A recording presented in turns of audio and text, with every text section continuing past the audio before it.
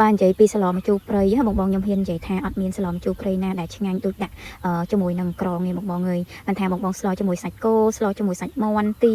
អីក៏ដោយចាឬក៏ជើងជ្រូកក៏ដោយតែបងបានជាមួយនឹងពងក្រងបែបនេះគឺថាអូជាតិឆ្ងាញ់តែម្ដងបងពិសេសអ្នកដែលចូលចិត្តក្រងដូចផ្ទះខ្ញុំអញ្ចឹងណាហើយស្លម្ជូរព្រៃគឺដាក់ជាមុខម្ហូបប្រចាំតកូលហើយបងគឺថាចូលចិត្តគ្រប់គ្នាតែម្ដងចាខ្លាចជាមុខម្ហូបប្រចាំគ្រួសារឲ្យទៅជួបជុំគ្នាគឺអត់ចោលទេរឿងម្ជូរព្រៃមួយចាម្ជូរព្រៃសាច់មាន់សាច់ទាអីចឹងទៅតែថ្ងៃនេះខ្ញុំបានជាមួយនឹងសាច់គោហើយនឹងពោះរបស់វាបងហើយក៏បន្លែរបស់យើងបានជាមួយនឹងប្រភេទកៅអៅឈូកថ្ងៃនេះឃើញកៅអៅឈូកល្អខ្លាំងមែនទែនបងអើយខ្ចីហើយมันចាំបាច់យកទៅកាត់ចិត្តចុកអីច្រើនទេបងហាន់កង់បែបនេះមកហើយយើងស្លបងកុំទុកវាលួយពេកត្រឡប់តាំងពី3ឡប់មកលក្ខណៈថាឲ្យ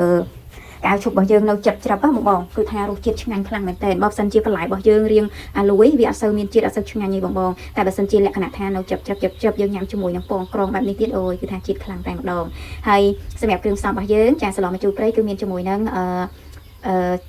ម្រះព្រៅចាម្ទេសក៏អត់ចោលដែរចាហើយនេះសាច់របស់ខ្ញុំថ្ងៃនេះខ្ញុំបានជាមួយនឹង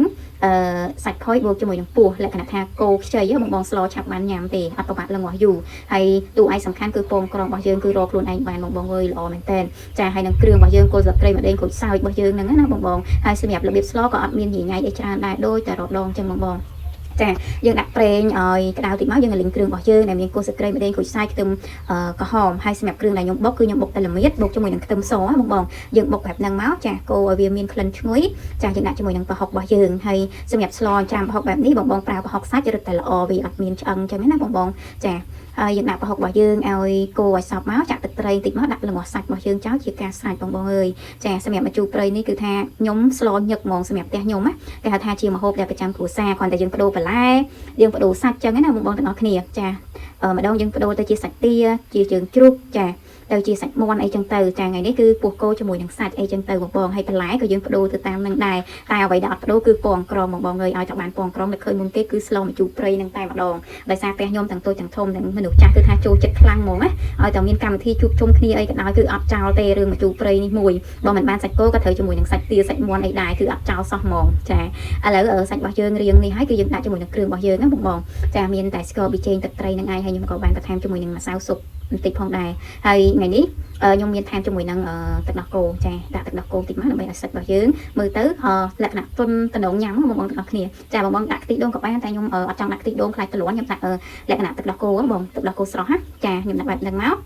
ចាហើយយើងចាក់ទឹកល្ងាស់វារៀងផុយតិចមកហើយបន្ទាប់មកខ្ញុំដាក់បន្លែយើងភ្លក់យករសជាតិហើយយើងដាក់បន្លែមកហើយបន្ទាប់មកគឺពងក្រងរបស់យើងព្រោះនេះអត់ទាន់ជូរទេណាបងគឺខ្ញុំអត់ប្រើម្ជូរ7ម្ជូរអីបន្ថែមទេដោយសារក្រងរបស់ខ្ញុំមានច្រើនអញ្ចឹងខ្ញុំដាក់ក្រងយកជូរសម្រាប់តែម្ដងចារសជាតិគឺថា